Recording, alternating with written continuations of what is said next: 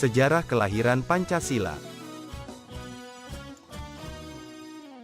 Sejarah kelahiran dan perumusan Pancasila merupakan bagian yang penting dalam perjalanan Indonesia menuju kemerdekaan dan pembentukan negara. Sidang BPUPK adalah salah satu episode penting dalam sejarah Indonesia yang menjadi momentum dari kelahiran Pancasila. BPUPK dan PPKI adalah dua badan yang dirancang untuk mengantarkan Indonesia menuju kemerdekaan.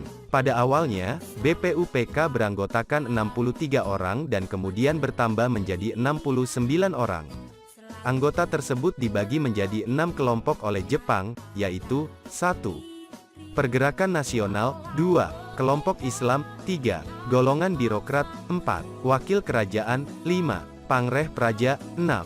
Peranakan. Di kelompok peranakan, ada 4 orang Tionghoa, 1 Arab, dan 1 Eropa.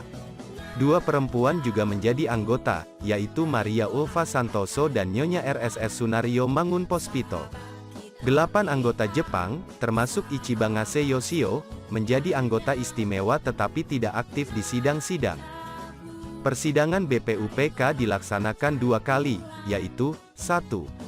Tanggal 29 Mei sampai dengan tanggal 1 Juni tahun 1945, di mana dalam sidang ini menentukan dasar negara. 2.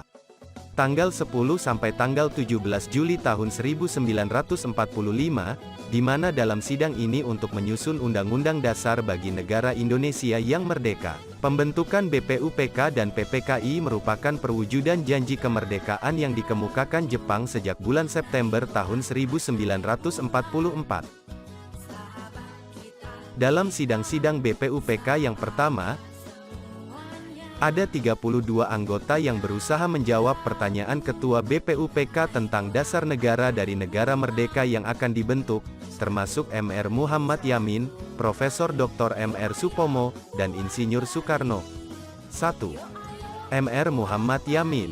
Mr. Muhammad Yamin lebih banyak membahas bahan-bahan pembentukan negara, penyusunan undang-undang dasar, dan bagaimana menjalankan isi hukum dasar negara. 2. Profesor Dr. Mr. Supomo. Profesor Dr. Mr. Supomo menekankan bahwa bentuk negara yang paling sesuai untuk rakyat Indonesia adalah yang mewujudkan persatuan antara negara dan seluruh rakyatnya, atau apa yang disebut sebagai negara integralistik. Gagasan dan semangat untuk membentuk negara integralistik mendominasi keseluruhan isi pidato Profesor Dr. Mr. Supomo. 3. Insinyur Soekarno. Insinyur Soekarno pidato tanpa teks pada tanggal 1 Juni tahun 1945. Menurutnya apa yang dikehendaki Ketua Sidang BPUPK adalah filosofische Grundslag, dasar filosofi, dan Weltanschauung, pandangan dunia, pandangan bangsa Indonesia tentang diri dan kedudukannya dalam lingkungan masyarakat, dari negara Indonesia. Dasar filosofi dan pandangan dunia itu akan menjadi dasar filsafat, pemikiran, jiwa dan hasrat yang sedalam-dalamnya, serta yang terutama fondasi di mana negara Indonesia akan didirikan. 1. Dasar pertama adalah kebangsaan. 2. Dasar kedua adalah internasionalisme. 3. Dasar ketiga adalah mufakat dan demokrasi. 4. Dasar keempat adalah kesejahteraan sosial. 5. Dasar kelima adalah ketuhanan. Gagasan Insinyur Soekarno tentang 5 dasar untuk negara Indonesia merdeka diberinya nama Pancasila.